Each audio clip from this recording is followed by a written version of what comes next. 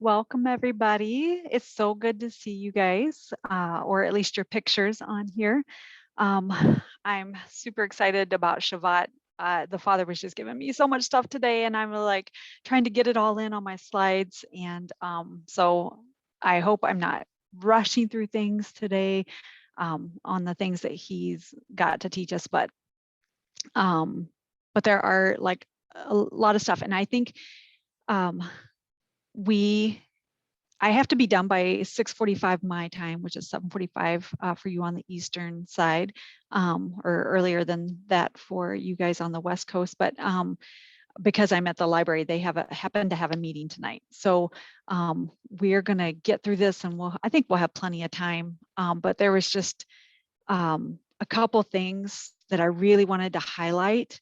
And so I want to make sure we get to that. And if we still want to do discussion, then whenever I get home, we can either continue our discussion on the Slack, or we can do our discussion on the like another Zoom call, however you want to do that. But there's just so much good stuff. And I was just sliding through my slides and realized one whole slide, all of the words disappeared. I have no idea where they went. And of course, I don't have them written down anywhere. So when we get to that one, I'm going to have to like freestyle it. So, which there is actually, I don't know, there was just so much that some of it was going to be a little freestyle and go by. So anyway, I just want to welcome you guys to our Lev Mekudesh study. And I'm going to share my screen. Does anybody have anything before we get started about the month of Tevet? Any updates, anything you noticed?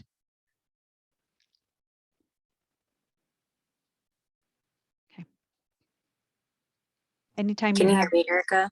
I can. How you doing, Mary Catherine? I'm good. I'm in a car. We're on our way home. We went snow tubing, but I don't want to take up too much of your time because I know you just said you didn't have a lot. But I severely noticed like a major, that whole topic about identity and everything. Oh my word! Like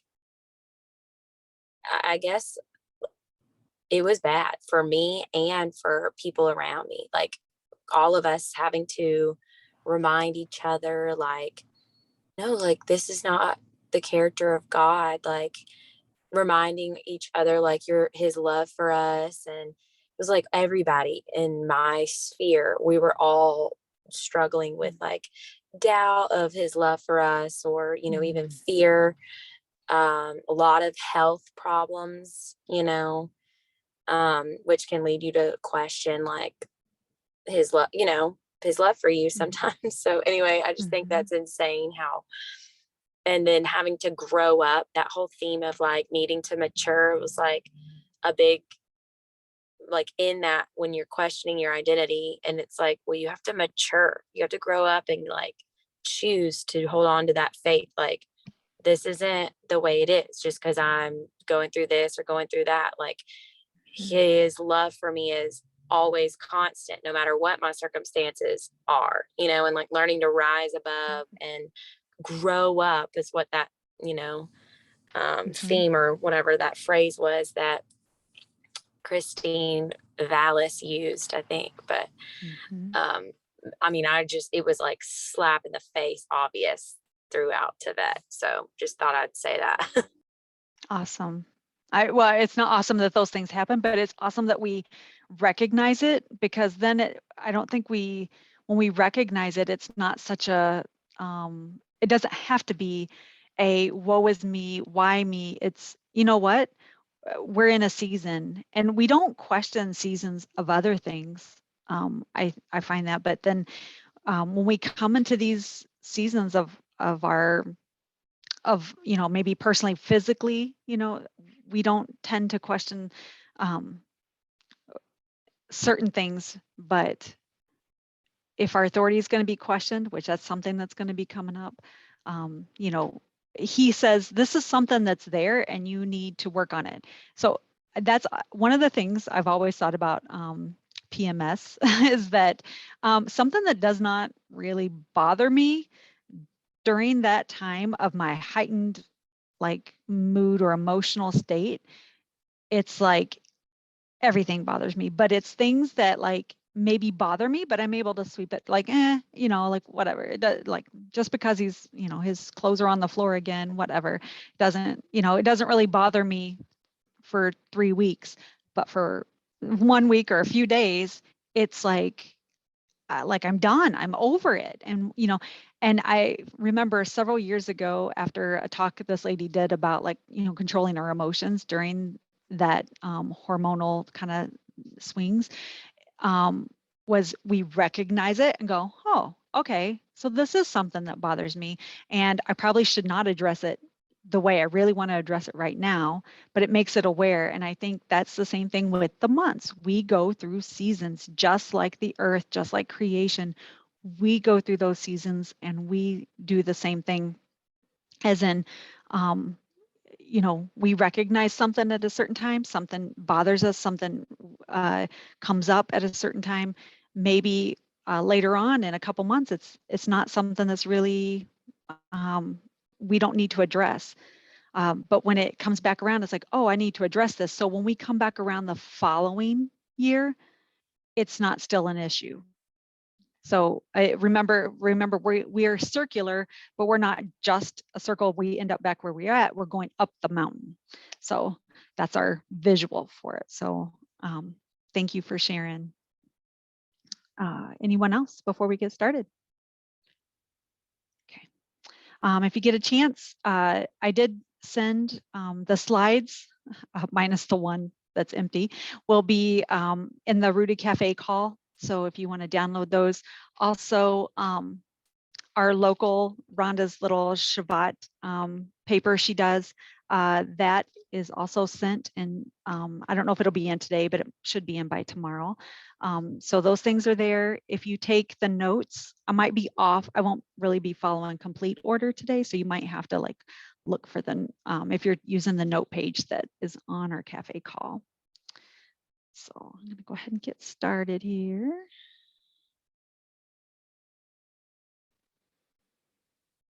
Share that one.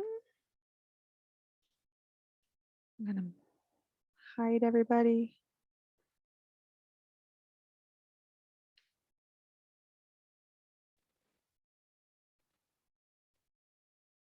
Okay, here we go. Lev Mekudesh, that's our renewed heart. And we know that every month he gives us that chance for that rebirth and renewal and refresh we look forward to. And our 11th month is the month of Shevat. And you'll see here on the screen, we're still talking about trees, roots, our plants, our gardens. We're still in we're always in that season. So I guess I can't say we're in that season, but really those roots, we've been working on those roots. Just like Mary Catherine said, these things that are coming up that are a little deeper. And so we've been working on that so that when we get into the spring months, our fruit we're bearing good fruit. So you'll see on the screen, Shevat has a lot to do with trees and the month, or in the fruits, and also living waters is one of the themes.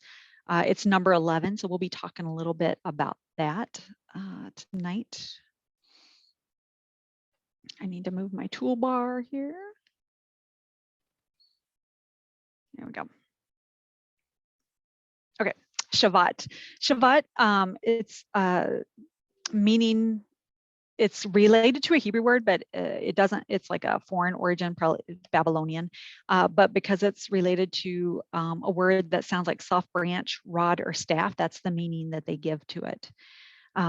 It is the 11th month, like we said, and we only see the 11th month being called Shevat one time, and that's in Zechariah 1:7. And what's really interesting, when I read that this week, this is the beginning of some of his prophetic visions.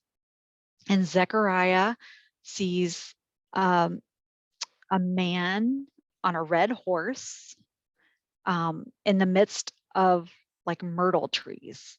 There's just, I feel like there's so much there.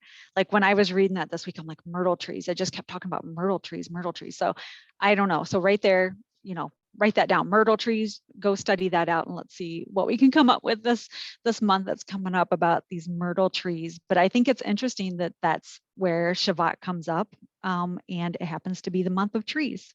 So, uh, so there's our first connection for the month. Torah portions. So for this year, the Torah portions that will come along in Shevat are Bo, which is come, Beshalach, when he sent to Yitro, which is Jethro, and Mishpatim, judgments. And one of the things you're going to see in a lot of these as they come out of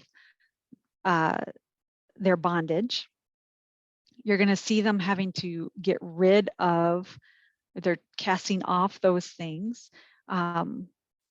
They Mary Catherine was talking about that self-doubt. They're going to have maybe some self-doubt on what they're capable of, what Yahweh is capable of, and what Moses is capable of. So we're going to start seeing those authority issues come up, but we're also going to see some wise counsel. So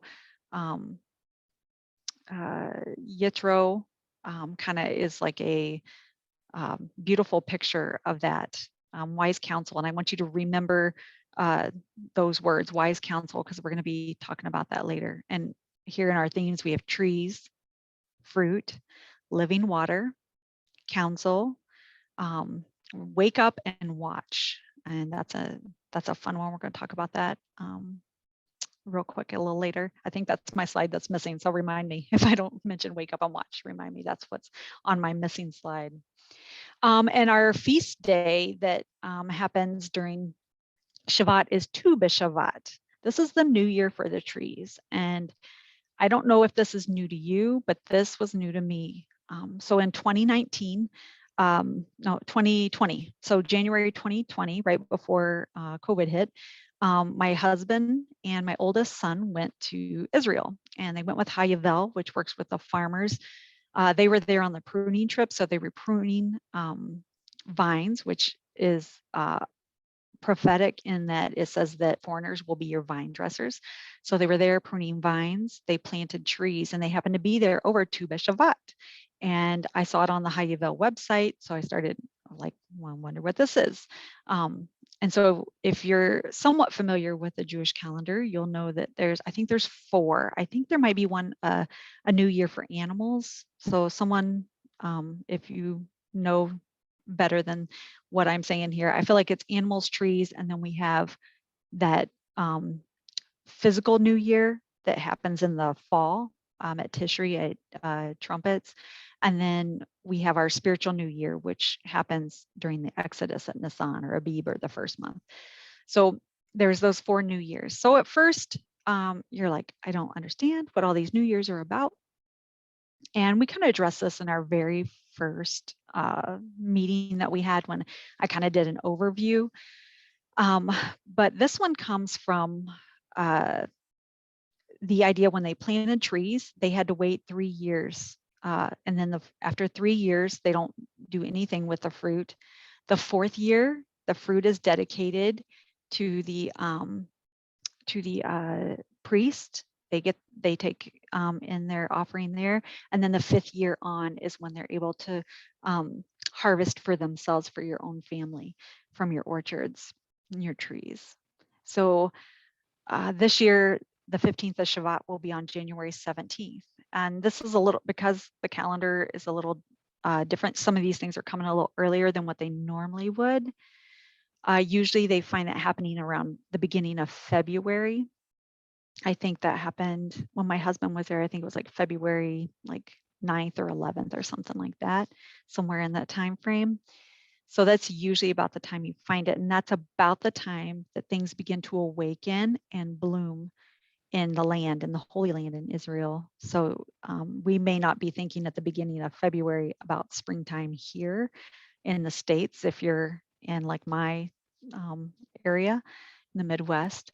But over in Israel, that's a time where they begin to start seeing the things blossom. And one of the things that blossoms first are almond trees, and we'll talk about that later. There are some things, if you are familiar with Keisha Gallagher, which all of you should be reading her New Moon book. And let's see. Yeah, so make sure you're reading her new moon book. Um, I believe that um, the like little they have a seder for Tu B'Shabbat. I don't know how popular it is in like the Jewish homes, but my friend Rhonda and I, I'm missing her tonight, so she's up in Minnesota and getting some nice snowy weather there. But we just, I believe it was from Keisha. It may be on her website. She had like a little seder that she did, and it talks about the different parts of the tree. So like we had one for branches. I'm sorry, these are not like very easy to see. So we did branches, we did seeds, roots, and the fruit. And we had like a little like program, kind of like a seder that we went through and talked about what each of those things means spiritually. And so if anybody's interested in that, let me know. I think First Fruits of Zion has a booklet that you can get. It's probably downloadable too. So you can check that out. There's probably other ones out there. So if you find them, there may be books maybe through PJ's library that has them. So let me know.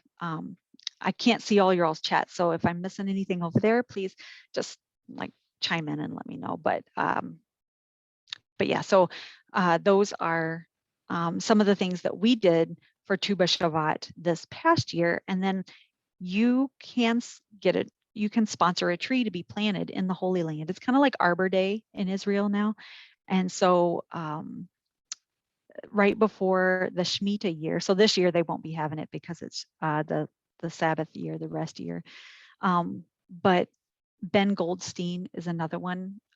If you guys are familiar with him, he's a very excitable Jewish man that lives in the Holy Land, and you can find him on YouTube and watch his videos. He's beautiful pictures on Facebook. And we got to live Zoom him planting trees that we sponsored. Like, talk about teary eyed as you watch them planting fig tree. He tells you what he's planting. You get a little certificate. It was just so beautiful to feel that connection to the Holy Land. It was beautiful. But you could also here do that with your family in like remembrance if you wanted to. And you can talk about those different aspects of the trees. Um, especially if you're homeschoolers, this is a great thing to do. And with this year being the Shemitah, however you're following that, if you are on a Shemitah year, you might be in a different year. You may not quite be following it. Some people say if it's just for the land. Um, so anyway, I wanted to make sure I got Tu B'Shavat in right here. So that's why I spent a little time on it before we really get into the month, because I didn't want to get to the end and forget it. But there's just so much beautiful spiritual lessons um, in this festival that they have. Um, so yeah, if you do some things for that, I would love to see those pictures. Put those on Facebook um, or on our Slack page and the cafe calls. Um, and anytime you do like a new moon study, if you do like a little get together, I would love to see those too. It gets me super excited. And anytime you see like a connection, like email me those or text me those. I love it. I just get super excited. Okay. See if I can get moving here.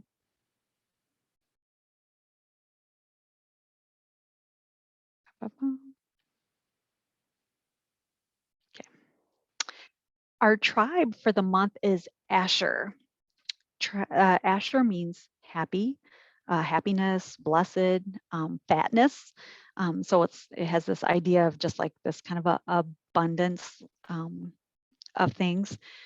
We'll look at the prophetic verses here. I always put those in because that's where you should go to first and foremost when you're looking at your tribes that are associated. And we have Asher's food will be rich. He will provide delicacies fit for a king. Um, and that's in Genesis. Oh, there we go. And in Deuteronomy, we have most blessed of sons is Asher. Let him be favored by his brothers and let him bathe his feet in oil. The bolts of your gates will be iron and bronze, and your strength will equal your days. That's in Deuteronomy 33.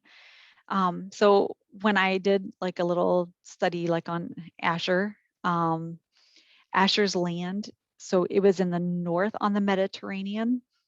If you look at last month's study of Tibet, there is a map on one of the slides. And so you can look at that and you can see where he's at. So if you look at that Mediterranean coast, he would have been up in the north. And it's some of the most fertile land of Israel. So they really were like this prophecy, that uh, Jacob gave to Asher, was hundreds of years before they even made it in, um, and conquered the land.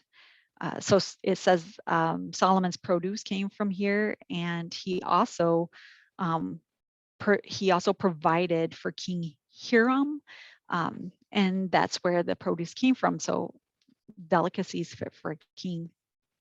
We see exactly that happening, and also I guess there was mining there too. So we got this little sentence about bolts of your gates of iron and bronze. So there's probably some more stuff there. Um, to that whole idea too about what exactly that means. So Asher seemed to live up to his blessings by staying in good relationships with the other tribes, and he worked in the land to produce good produce. But they did not rid their land of all the inhabitants. Uh, this, I think it's the Sidon um, people were there in that area, um, and so uh, whether they were left there because they were wanting to follow Yahweh, or because they were left there because Asher just didn't do all they weren't supposed to by getting everyone out. Um, but we don't see too many repercussions on Asher. We don't hear a lot of bad things about them. We do know they went up to Jerusalem to celebrate Passover when Hezekiah called the tribes, and some of those couriers were laughed at. But Asher, they heeded the call and they went. But there's no big war heroes like we saw in Benjamin, Manasseh. Uh, in that group, we have our war heroes. But one of my favorite Asherites, and I don't know if it's the most famous, but I just love her, the prophetess Anna in the New Testament. And I have here that she was an 84-year-old widow. So there's like two ways to look at that. Either she was a widow and had been a widow for 84 years. So she could have been older than 84, or she could have been an 84-year-old widow. I just worded it like that, but the wording isn't really specific there. But she waited on the Messiah, and you just imagine her worshiping day and night. Um, and as I think of the word happiness, and blessed, when the Messiah came and she held him in his arms, the beauty of that picture of her waiting expectantly on the Messiah, her and Simeon in the New Testament, when they brought baby Yeshua to the temple. I did a lesson at Our Ladies Retreat this year about waiting well, and Anna and Simeon were both in there. I just love her story so much. And I think this woman was there worshiping day and night. And can you imagine the women that came? So it looks as though she had no children. She was a widow young. Um, and I think of like the barren women that came to the temple, or women who were dealing with things, and Anna was the one who maybe um, prayed with them and prophesied over them and gave them hope. I don't know. This is all my conjecture, but I just see this woman as a faithful, faithful woman that you would want praying for you. Mazel. Our constellation in the sky is Delhi, or water bearer. And we commonly know this as the Aquarius, the age of Aquarius, right? So that song, I didn't know anything about that song. I didn't know what it meant except for it's a bunch of hippies. But as you study the months, we are going from it, and I don't know exactly how this works. Maybe there's some astronomy geeks in here that can share. I've heard it before, but there has been a shift over the millennias. Um, so when Yeshua was born, there was a shift born and during the sacrifice. Um, Bema podcast has a really amazing episode on that. That it was basically like who can move the stars in the sky? Well, the creator of all things can. And so, in the book that I use for the constellations, the zodiac one, this is by Dr. James Kennedy, and all of these are on um, the resource page on the cafe call if you look in there. But he says that we are moving like so. There's like some kind of shift, like there's a star that stays constant, but it gets moved. And I don't know, like again, I'm not a huge astronomy person. I love it, but I just like to look at it. I don't always understand it. But there's been a shift. And we know that we kind of like our Earth as stable as we think we are. We're not super stable. And things have shifted. Our polar caps are shifting, North stars, those things. And so um, we have went from Pisces, from fish, and now we're going into Aquarius, is what he says. So um, that's what I know about that part of it. And I just think that's really interesting. Let's see. Can you guys see here? So we got the man is pouring out water. So he's got a vessel on his shoulder and he's pouring out water is what the picture looks like. And the verses that I have listed here, John 4:14, John 7:38, Isaiah 44:1-8, Isaiah 55:1, Revelation 21:5-7, and Revelation 22:1-2. We're not going to read all of those tonight. I want you to go and read them and just really meditate on that living water being poured out. And we know that living water is the Holy Spirit. It comes straight from the throne. It is out of Yeshua, this living water. And I'll do the Bible verses that I use tonight. I'll type those up and I will get those posted into the cafe call too.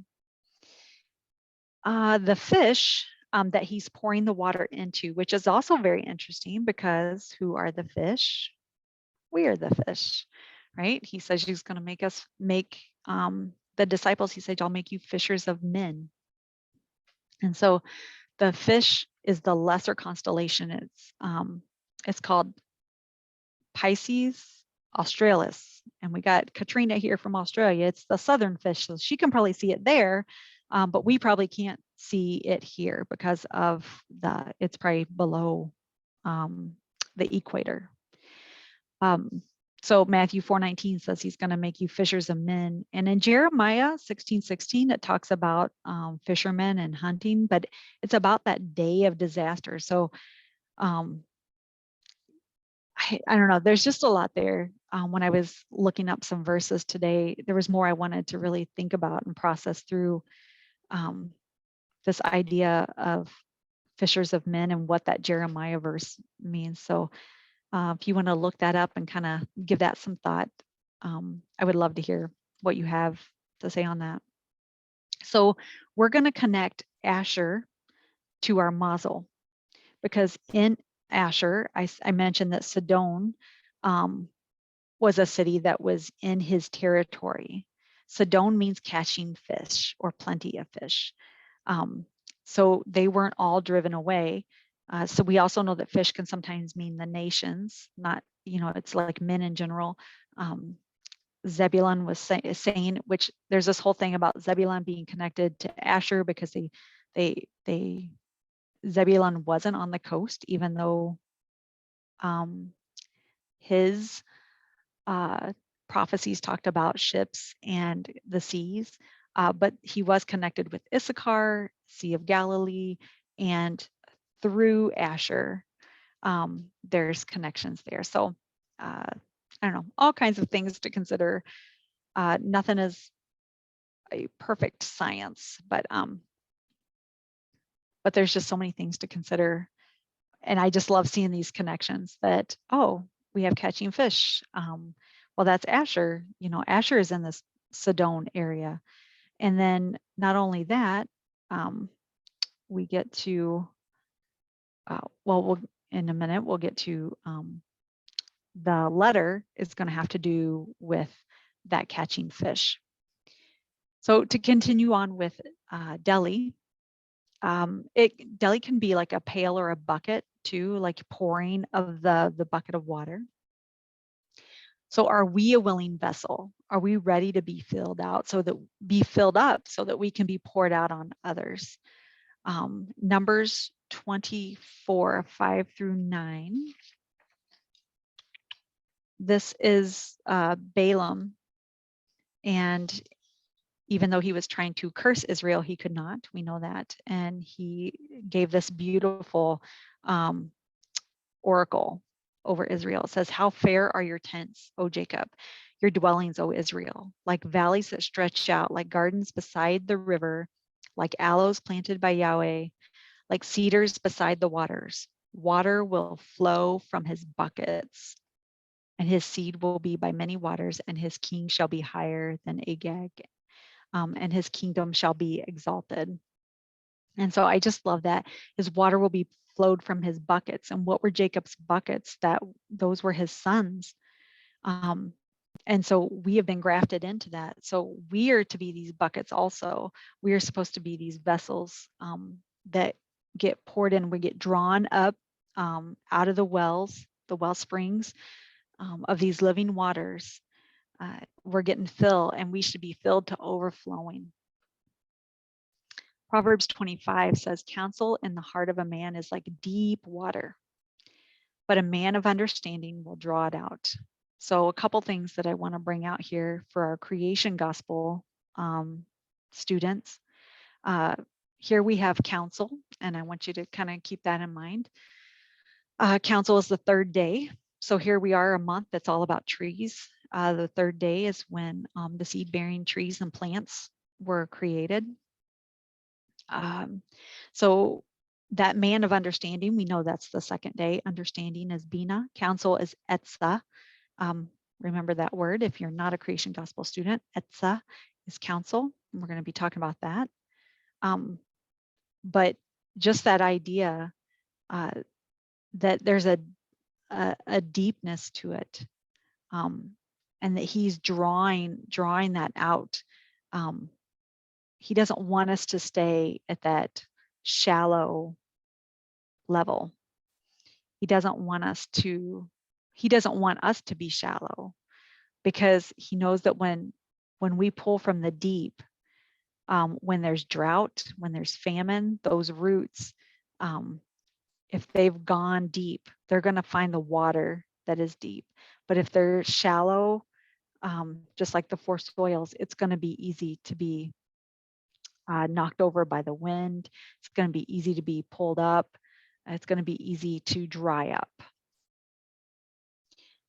The Dacons, or the lesser constellations, I'm not going to spend too much time on those tonight. There wasn't a whole lot there as far as like the star names.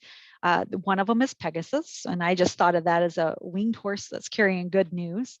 And the other one is called Cygnus, or the swan.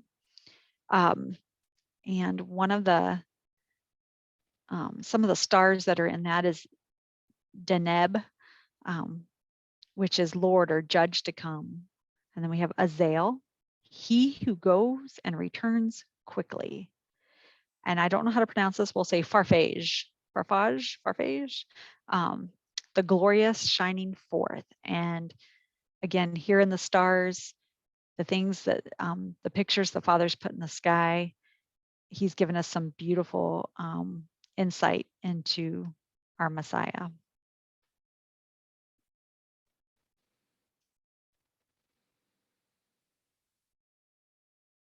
Oops. Sorry, whenever I'm trying to get back into it, I have trouble. Okay, Zadi. I love this letter. Love it, love it, love it. Letter Zadi has a value of 90. The paleo looks like a hook, like a fish hook. So that's going to connect us back to the idea of being fishers of men, to our constellation. And it's also going to connect us to Asher. So see how all of that just kind of intertwines and works together. It's made from a bent noon and a yod, so that we know if you're in Brenda's class or are familiar with Hebrew, you know when it's bent over, it has that idea of being humble in prayer, a servant. And then that yod is the hand of Yahweh, right? So it's being picked up by the hand of Yahweh. It could also represent us lifting our hands to Him. And I just think it's beautiful pictures. Zadi has two forms, bent, and then if it's at the end, the sofit, it's upright. So the bottom of it will be straightened up, and it's standing up and praising at that point. It has been lifted up by Yahweh, and He's praising. If we believe and humble ourselves and praise Him, it is considered righteousness to us, which is Zadik. And then I have a few words over here that I just were brought out in something I was watching today. And Zadik is righteous, righteousness. We know Zadikim are the righteous ones. And then we'll connect that with trees too, because we know that the righteous are like those who walk in His ways, who take wise counsel, are like trees of righteousness planted by living waters. Aretz is earth. So you'll find that in the very first verse of the scriptures. Haaretz. And one of the guys I was listening to today, I don't know if you guys know John Kostick. He has YouTube videos about the Hebrew letters. He's a hoot, first of all. You should just watch his videos. But for as kind of goofy as he seems, he calls himself your Dutch Uncle John. I think he lives in the Netherlands maybe, but he's American. I don't know his story. I've only seen a couple of his videos, but the one on Zadi was so good today. So I can post that somewhere if you want it. I'll post it in the cafe call, a link to it. It was so good, so good, so much. Like I wish I had time to go through all the cool stuff. If we get to the end and we got plenty of time, I'll tell you a couple of like really cool gematria things he came up with. But he talked about Aretz, talks about that we have the spiritual and the physical, and that at the end of days, the earth will be made righteous. Okay. Etza is our counsel. We talked about that a while ago. I wanted you to remember that word. And etz is tree. So you see how all of those things are connected. You know, men are trees. We'll get into Aaron and Moses' staff. That has to do with like authority and counsel. And so that, again, we've got that third day, the trees, the council. I don't know, there's just like some beautiful connections in that. So Zadi, so these things this month, I want you to kind of pay attention to, you know, are you seeing these words more often? Are these verses coming up for you? Is there something about trees? Most of us are, you know, we're at a place where our trees are kind of dormant right now. But is there something else going on with trees that you'll see this month?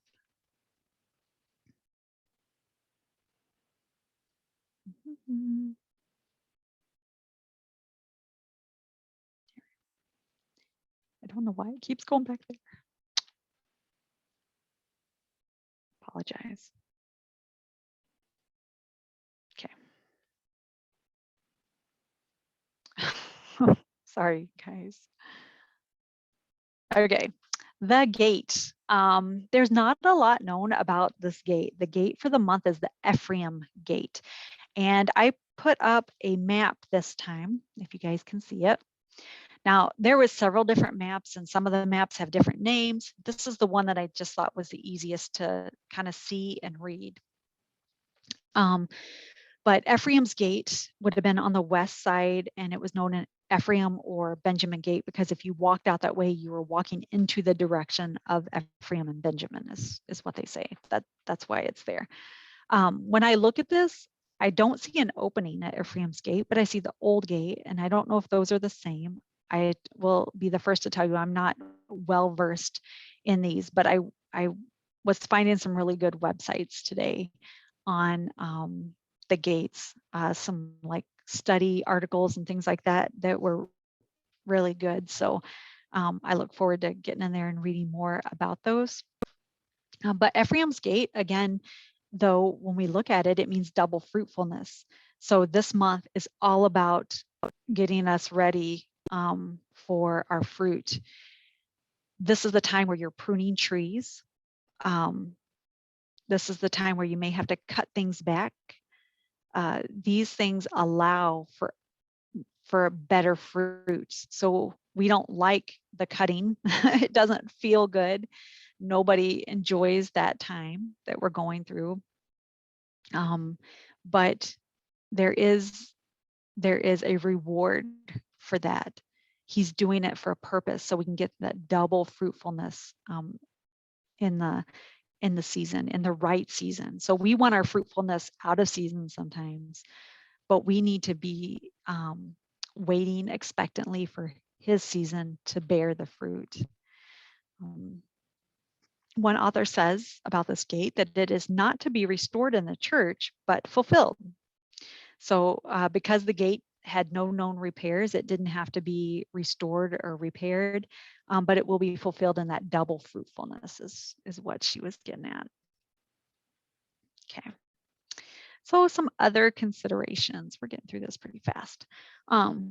Other considerations, 11. 11 is not the best number when it comes to where, we love 7, we love 5, we love 4. There's so many letters that we love. But 11 is one of those that can be difficult. It could be an outsider. It could have to do with disorder, disorganization. So we have 10, which we know is a way that Yahweh ordered things, right? We had 10 plagues. We have 10 commandments. We put things in tens, right? Whenever we do math, tens is kind of an orderly thing. And 12 is also order. We have 12 tribes, we have 12 months, we have 12 hours making up half of our day. So we've got these things that are ordered by 12. So 11 is in between. So it's either excess or lacking. So it's kind of that transition from one order to the other. So if you find yourself right now in a time of disorganization or disorder, maybe that's because of transition. And maybe you're looking forward to the things that are coming, but you're really struggling with the things that you're in because it is so disorganized. I put this little picture of the closet up there because that speaks to me, because my closet doesn't look quite that bad, but it's close. And that's one of those things. It's not so much a spiritual thing. It's a physical thing that I have to deal with. But when there is disorganization in our physical life or disorder in our physical life, spiritually, we can feel that. We can take that on. And it's hard to get our thoughts organized. It's hard to get our prayers organized. It's it's hard to get that focus. And so I just want to encourage you to hold on, that there's a reason we have to have that transition time. We may not like it, but it's necessary because Yahweh put it there. Yahweh gave us that number 11. He gave us this 11th month. And we are transitioning now out of these winter dark months. All of us, well, except for our friends in the Southern Hemisphere, we are now on the other side of more daylight, even if it's by minutes every day. So we're in that transition time of, we've done those deep rooted things that we're supposed to work on. And we're transitioning. Okay, I've done this work. I recognize it. Now, how do I move forward? And you may not know. So that may be where that disorganization comes, or that disorder feeling.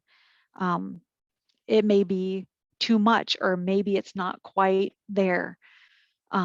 Maybe you don't feel like you got all the answers to those things you've been dealing with the last couple months, but just hold on and have faith. He is going to pour out his Holy Spirit. He's going to pour out his word, and he's going to continue to teach us. It doesn't stop. It doesn't stop. It continues. He's going to continue to reveal things in his time. 11 does have prophetic implications. Daniel 7 and 8, and then verse 25. The 11th horn arises, and it speaks against the Most High, and changes and change the set times and laws. So lots of times that 11 will have something to do with that, because it's kind of that disorganization. Maybe the enemy takes advantage of that. So I don't know. Those prophetic things in Daniel can be pretty interesting and like mind blowing, especially when you compare it to Revelation. And so I'm just beginning to really get into the prophetic part of those things. They really were just a mystery to me, because I just didn't understand for so long. But I've had such good teachers these last couple of years that I feel like I can read something and it doesn't seem totally out of my grasp. It's maybe I don't have it fully in my grasp, but it's not totally out of my grasp. That understanding has come, those deeper things that we talked about, that deep well of things. And it's not for knowledge's sake. Like we've said, all about anytime you're learning about the months, the temple, we can have all of that knowledge, but these things are so that we grow closer to him and that we can affect the kingdom here on earth. That is the whole goal of anything that we do. Anything that I ever want to share, I don't want it to just be for knowledge's sake. If it's something just like really cool in like gematria that doesn't seem like it has any kingdom value whatsoever, I just like what I see out of that. And gematria is the number study, if you're not familiar with that. So something like that, or something about the months, is so that it just opens my eyes more to who Yahweh is, and that he is so involved in every little thing, that he's not, an Elohim that's way out there that wants nothing to do with us. He is personally involved in us in the tiny little details. And I just think that's just so beautiful. And then you can, that just makes things more effectively able to share, and those mysteries of things we don't have understanding for, as we gain that understanding, we can help share that with other people who maybe have had those same questions and have struggled with those things. Our medots, which are characteristics, are happiness, shalom, and modesty. So happiness, we can connect that with Asher.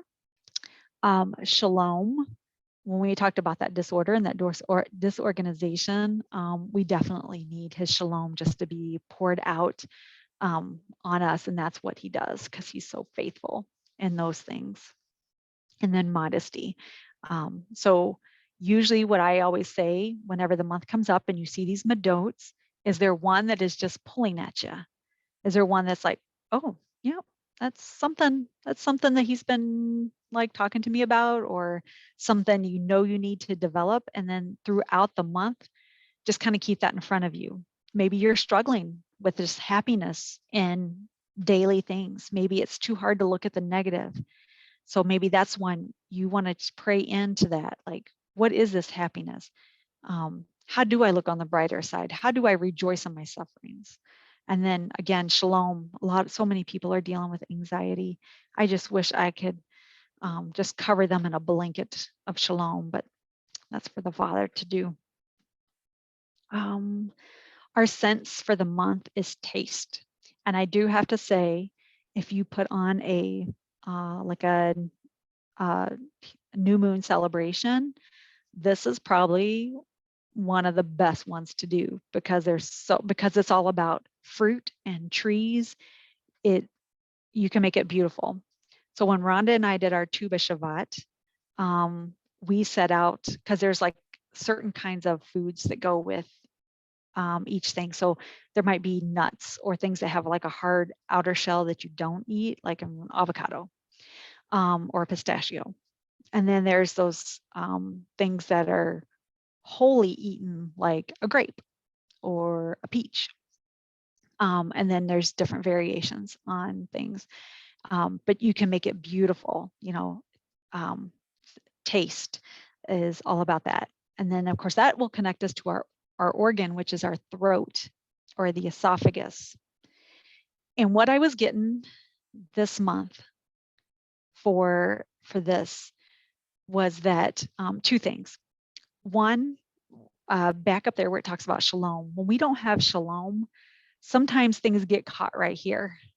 So my daughter, my oldest daughter, she loves to sing. She's a beautiful singer, but she gets anxious and scared when she has to sing in front of someone, especially if she's doing solos, and her throat will constrict and it will sometimes squeak out. The poor thing.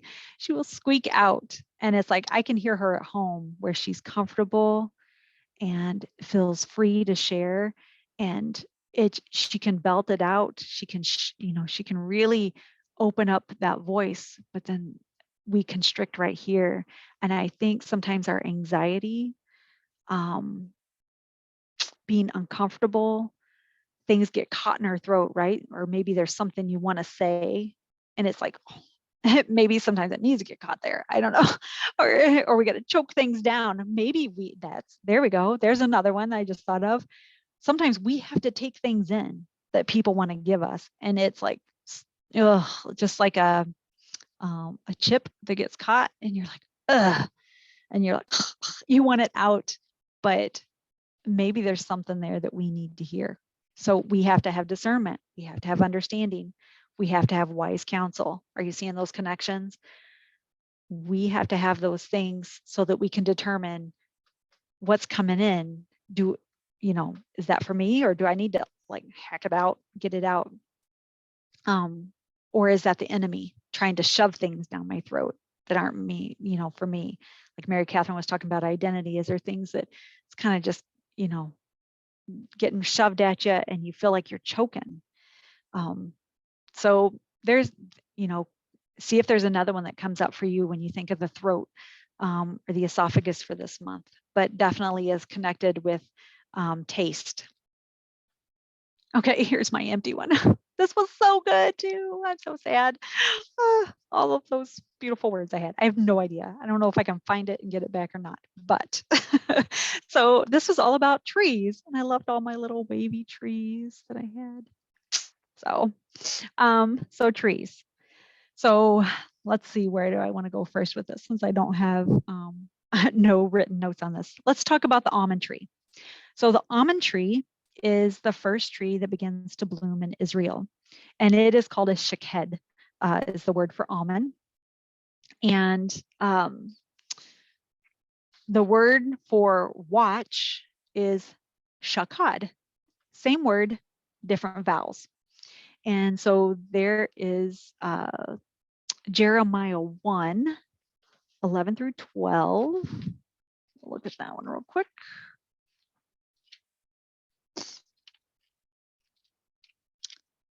So these are considered the watcher trees, because they're the first ones. So they're kind of pretty hardy, so that when things get cold, we all have those first things that come up in our gardens, wherever you live, whatever climate you're in. So that's kind of what they are in Israel. They're not going to get hurt by coming out and it's still being cold. And when my husband was there and it was February, he said the almond trees were beginning to bloom. So that's when they begin to see it. And that's that first sign of new life. We know we're transitioning into that next step. Jeremiah 1, 11 and 12 says, the word of Yahweh came to me. What do you see, Jeremiah? I see the branch of an almond tree, I replied. Yahweh said to me, you have seen correctly, for I'm watching to see that my word is fulfilled. So there's kind of a play on words there that the Father uses with the almond tree, and I'm watching. This is also going to be connected to our menorah, because we know that and I think it was in the earlier slide, the menorah is to look like an almond tree or an almond branch, budded almond branch. And the wells are considered eyes. So, there's all kinds of like connections that we can make with that. We have Psalm 1. Let's look at Psalm 1.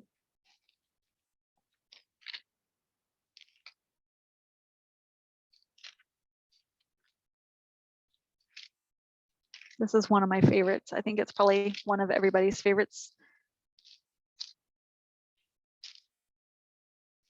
Blessed is the man. And someone might want to look this up real quick.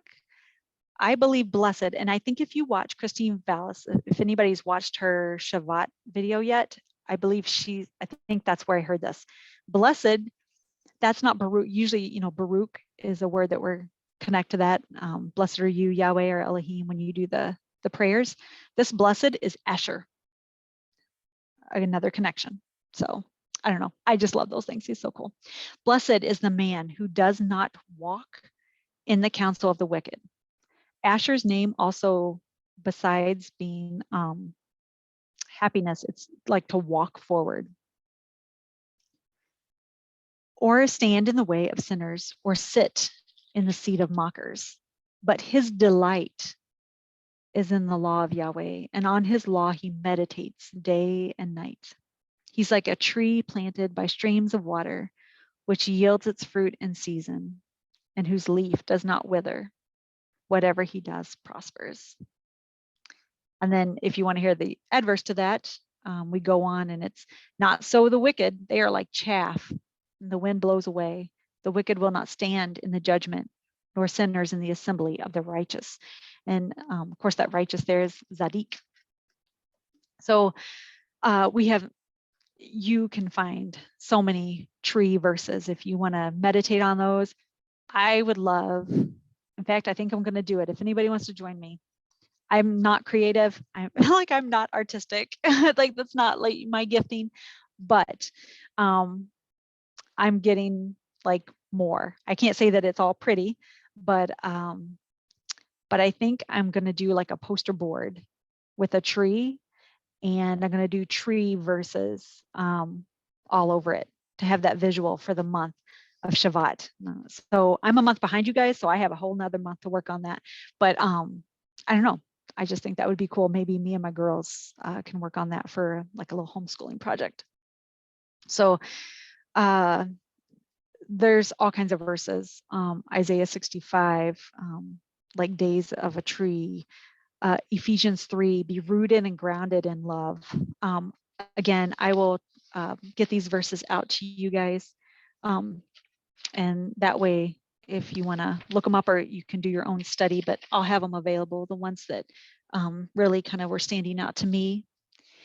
If you watch Keisha's video, if you go into graceandtorah.net and you go under the new moon studies, you go under Shevat, she will have the PDF of her like transcript, and that will have a lot of the resources that I use in it too, versus she highlights maybe different things than I do, because I take from everything. She has on that, you will find, this is, sorry, my light is like really bright. Taste and See. Kodesh Shevat Taste and See is a beautiful article that she wrote for this month. So go into graceandtorah.net under the new moon tab, and then under Shevat, scroll down, you'll get to Shevat, and you can find those articles that she has for this month. Okay. So since I have my empty slide here.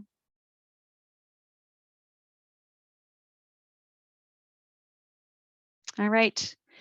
So trees and buckets, trees and living water, being poured out. These were some of the things that were just really hitting me when I was studying for this month. Our verse in Numbers, that was the one that said Jacob, he was going to pour out the water in his buckets. It reminds us to be that vessel for the living water. Beware of the bitter waters. Be a bucket. If you feel like a broken vessel, that's okay. We're in the hands of a potter who makes us whole again. If you see this pottery right here, if you're familiar with this, this is called kintsugi, and it's a Japanese art that they take something that was broken and they repair it with gold. One of my, I do not own personally any kintsugi, but I want it. I love it. So, my birthday's in May, so I'll just let you know. They do have kintsugi kits that you can get, like the gold glue paint and repair if you have like something broken, like a broken dish or a teacup. You could even go to like your Goodwill and I guess smash some stuff and redo it if you just find something you really like. But it's almost more beautiful. Like, I don't know if you would agree, but when I see these with the gold in them, the way that it's put back together, and just seeing that golden reminder of what it means in relationship to our Father, like I just love it. I love this art so much. We just have to be a willing vessel that He can pour into. When we are doing that, whoops, I don't know how. When we are uh, a willing vessel, He can pour into us, and the whole goal of that is so that we can pour out living water to those around us. 2 Timothy 2:21, He will be a vessel for honorable use, set apart as holy, useful to the master of the house, ready for every good work. So you guys will remember in the time of Yeshua, he's at the Feast of Tabernacles. He's on the last great day, and they do a water libation ceremony where they pour out water on the altar. They're praying for rains to come for the crops for the coming year. And he stands up and he says, come to me, like I'm the living water. These vessels that they use, once those things are used, they have to be broken. In Shiloh, where the tabernacle sat for like 300 some years, I can't remember the exact number. My husband got to visit there, and he brought home a bag full of pottery shards, because all of those things had to be broken, and they were everywhere. So it's so abundant that the government of Israel doesn't care that you bring a bag home. So he did not do anything illegal. It was absolutely perfectly legal for him to bring these shards of this ancient pottery that was found during the excavation. He says it's everywhere. You can't step without stepping on these pottery shards, because so many of these vessels were broken. So that's just kind of an interesting side note. But we have to be ready, and if we're willing, it says that He's going to use us for good works. And then finally, ladies, sisters, in this 11th month, we're going to take hold of our good shepherd's staff. That's Shevat, right? This may be for correction sometimes. Doesn't always feel good, but always for our good. The month may feel disorganized. You may be in transition, that number 11. But the one who is the living waters, He wants to pour out His buckets of His Holy Spirit, that deli, onto His people. And we're his fish. We're the life, the new life we're gaining.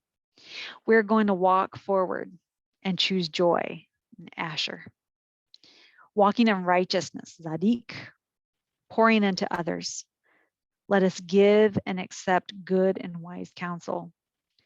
We will call and declare, taste and see that Yahweh is good.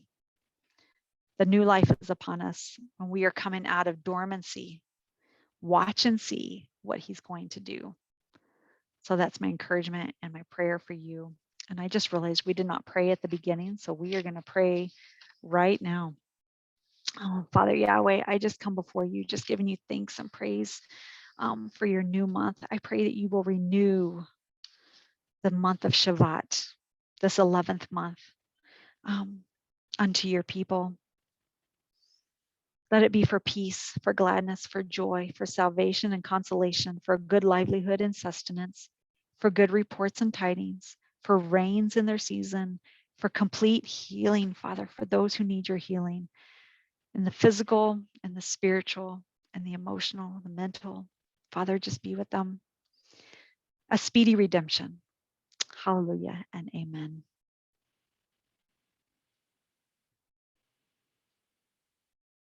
All right, ladies, I think we're back here.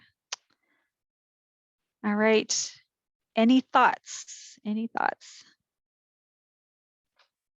Open up your mic and just chat. I have about, we got about 10 minutes here before I have to cut off. And like I said, we can finish this discussion later. I'll be up for a little bit tonight. I have to work tonight, but.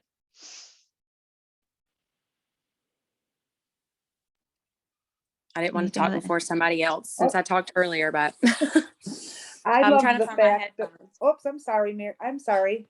No, you go ahead because I already talked. You go. Oh, I'm sorry. I love the tree part.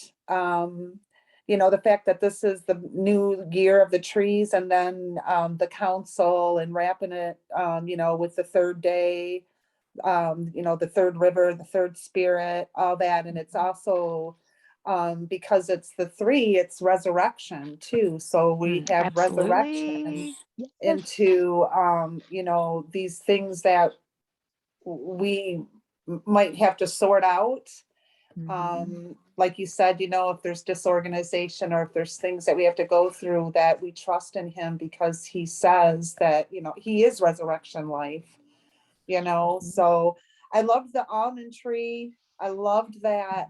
And I would like to dig into some, you know, other studies on the different trees, you know, and what they mean too. That would be cool. So you inspired me to do that, and the poster thing. Like I'm gonna do that because I love visuals. Yeah. Awesome. Yeah. So, it really helps me just be so mindful. And with those myrtle trees we talked about earlier, keep that in mind for Purim that's coming up, because that'll be happening in Adar, because the myrtle has to do with Hadassah, and like there's so maybe do a little study into the myrtle tree.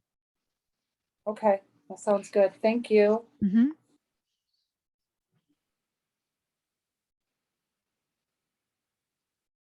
When it next month, because there's a leap year for you guys this year, we're going to do an open discussion next month, because you will be into Adar 1, and Adar 1 is kind of that in between, and Adar 2 is like the real Adar. So that's when the real stuff happens, the real Purim, and things like that. That's what's considered the real.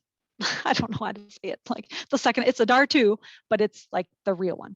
So for Adar 1, we're going to meet on the time that we're scheduled, but I'm going to make it an open discussion.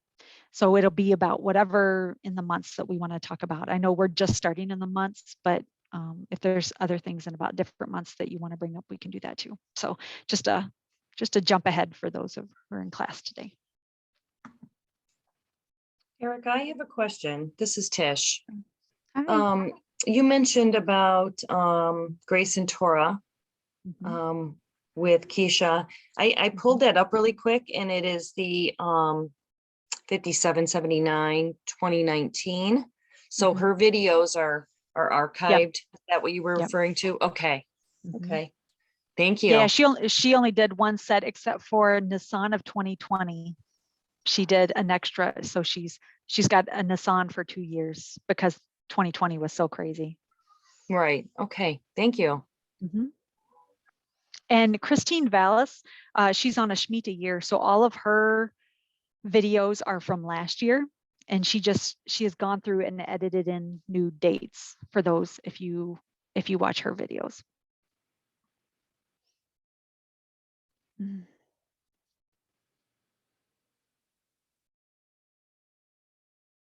Oh, someone mentioned Joyce. You've talked about John Costic's. He's a hoot, isn't he? You guys have to go watch that Zadi video. Okay, so let me tell you, have you seen the Zadi video, Joyce? No, okay, so I've only watched the Genesis one. It's really Okay, good. the Bereshit one, that's how I first, like, because I was looking for that teaching because our Sunday pastor years ago had done a teaching on Bereshit. So this is what I learned out of John Kostick's video. Joyce has put this in the chat, so if you want to find him. So if you look up John Kostick and the Zadi, you'll find that it's like an hour long. But two things he brings up. One is that Zephaniah 3:9 says, that I want to return a pure language to my people, right? And I would imagine that the majority of us, especially here, think that that's Hebrew. I know there's some Christians who don't believe that. In fact, we got a friend who adamantly says that it is not. But in verse 8, when you look at the Hebrew, all 22 letters and the 5 sophet, so the ones that change at the end, are in that one verse. So in Zephaniah 8, all of the Hebrew letters are present. And then in Zephaniah 3:8. Is it 3:8 or 2:8? I'm killing myself now. Anyway, it's either 2:8 or 3:8 that he has all of those letters present. And then in 3:9, he says, I'm going to return a pure language to my people. So cool. And if you this is the gematria crazy stuff. So Aleph equals 1, Beit equals 2, Gimel 3, keep going like that. You can get to 2000. He shows how to do it. Up to 2000, if you take the reciprocal of all of those, so 1/2, 1/3 for Gimel, so you take those decimals, ends up as pi. I don't know, that I nerd out on that stuff, and especially with the whole circular thing, because we learned this last year about a circular tabernacle. I don't know, it was just kind of crazy. So I'm sorry, you said that the scripture was Zephaniah 3:8 and 9? I think it's 3, 8, and 9. If it's not 3, 8, and 9, look at 2, 8, and 9. But I think it's Okay, so like 3:8 has all the letters and the Sophie, Mhm. and then Mhm. 9 says he's going to restore the. Mhm. So okay, gotcha. Thank you. And if you watch that video, he lays it out. You can see it in the Hebrew on Is that that in video. that's on the Hebrew letters? Yeah, The that's one a that you're talking John about? Okay. John Kostick. I can post. I'll copy that and put it in the Slack group. I think everybody. Okay, thank you. Mhm. And Anything else? you mentioned the big Tu B'Shavat. How do you say it? Tu B'Shavat. Mhm. Okay. PJ Library does have a little. This is just a little kid's book, so I'm sure that there's probably like ones for older ones, but I don't know. Just basically gives little activities. I don't know That's if you'd awesome. like to have a little feast or something in there, but so they do have. I haven't. So I have Valerie Moody's book. I don't have it with me, but I know she's got all of the the extra festival stuff in there, and so I wonder if she has that one in there too. I haven't looked. I was going to. I meant to look, and so that might be another option too. And if anybody, I put my email in there. It's erica.therootedcafe@gmail.com. So if there's, like the Tu B'Shavat stuff that we put together, if you guys are interested in that, I can get that out to you, or give you like kind of the outline of what we did. Do you have a second still? I don't want to take up. Yeah. No, you're fine. Go ahead. I was just going to kind of process through this because it's really interesting how even like these months, they're so connected, like it's like the perfect step into the next month, and like how they merge and blend. It's very strange, once you start being aware of it. Yep. And so like, and what's been interesting too is even like the teachings that I'm hearing from like Holise and how it's lining up with like my journey personally, what the Lord's done for me. And so it's so weird that the organ is like the throat and the esophagus, because like that was what was attacked for me in this past month. Mhm. Like, and that I had to like overcome in my mind. Like, I'm going to overcome this. I'm going to be okay. You know, it started with, and some of the ladies were, like talking about, you know, choking, or I can't remember. I think it might've been Tish, but, when she's anxious or something, but for me, it started before Thanksgiving. I like choked taking some supplements, Oh. and I'm not a medical person, meaning like I do everything naturally. I rarely ever see a doctor. I even birth my babies at home. So for me to ever be like, I need to go to the ER is a big deal, you know? Wow. And I actually, on Thanksgiving Day, I still, like, I couldn't eat anything, and there was something still stuck. It felt like it was so bad, and it scared me. It got in my head so bad that, like, my husband and I went to the ER just to get an x-ray to make sure there wasn't anything stuck, right? So then fast forward, I ended up having strep throat, like, after that, and had blisters down my throat for 2 weeks, couldn't talk. Then I'm starting to freak out because of like familial history of like cancer and stuff. And all of that's for me where the doubts were coming in, and fear, and um identity issues. So like putting someone else's thoughts into my head, right? So it's like that my mom's story is not my story, or my Nana's story is not my story. And, you know, like having trust, even in that personal identity issue, you know what I mean? Like, obviously, we have that identity issue of like, am I a part of the world, or am I a part of Israel? But then there's also those individual moments where it's like, I don't need to take on my mom's identity, which her like generational curses would be, or mental patterns would be, constant anxiety of the future and always thinking we're going to die of some crazy illness, right? And it's like, no, I've broken that off, you know?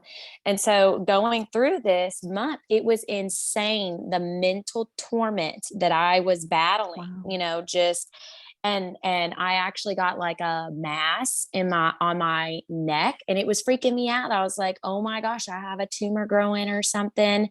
Never knew the emotional that there was, like what you said with your daughter, like anxiety can affect even your ability to talk. It can affect, and Tish, I think it was, who said that she got a mass from emotional, you know, just people, you read things even on Facebook, strangers having struggles, and you put them on yourself, you know? It's like, that's not my journey. That's not my identity. And I have to stay in my lane. Right. So anyways, for me, it affected, when you get really, really sick, you can hardly take care of yourself, much less your family, and all these other struggles in your mind. You get stuck in there and you don't speak anymore. And I physically couldn't speak. I was like whispering. It hurt to even whisper. And so all my prayers got stuck up here. But what the Father was speaking to me as I was coming out of this, and like healing physically also, but spiritually, where I had to grow up, it was like, you have to, like, and this is what Holisa's lesson was, just like a big stamp of confirmation from Song of Psalms. I think it was like 2:1 or 2:4, where it says, my dove, your voice is delightful to me. And it was talking about the dove that's stuck in the crannies. And it's like, call out to me, your voice is beautiful to me. And basically speaking into that place, like when you as a dove are stuck in that cranny, do not neglect letting your voice speak out, because it's delightful to him. It's so beautiful to him. He wants to hear us cry out for help and salvation, but he also wants to hear us just talk to him about everything, throughout everything, you know? And so it was like, for me, that was kind of the thing that I had to learn, you know? And then here, when you said that about the throat and the esophagus, I was kind of like, oh, great. Am I going to have to go through that? Like, am I going to get strep throat again? Or am I going to, you know, is there going to be a test, or is it, I think really what I need to change in my mind is more of like, he's just saying, keep with that gift that you remembered to step into of prayer. Don't neglect that, you know, talking with me and praying with me. You know, I think that's more where I need to positively see it. But it was very weird when you said that about throat and esophagus, because I was like, what? No, that was the organ I dealt with this past month. Like, very interesting how they all connect and blend. Well, and you've walked through it, so now you can, you've got your weapons. Right. You got your weapons. That's awesome. Well, thank you for sharing your story. Yeah. Thank you right, for ladies. opening it up. It's always a pleasure. I always love hearing when there's connections that people see. So just send them my way because I love it. So I love you guys, and I pray blessings that his shalom will be over you and over your families as you walk out this week. Enjoy your blessings on your journey. Again, I just love you and just thank you so much. We can end our recording and say goodbye. Good night, guys.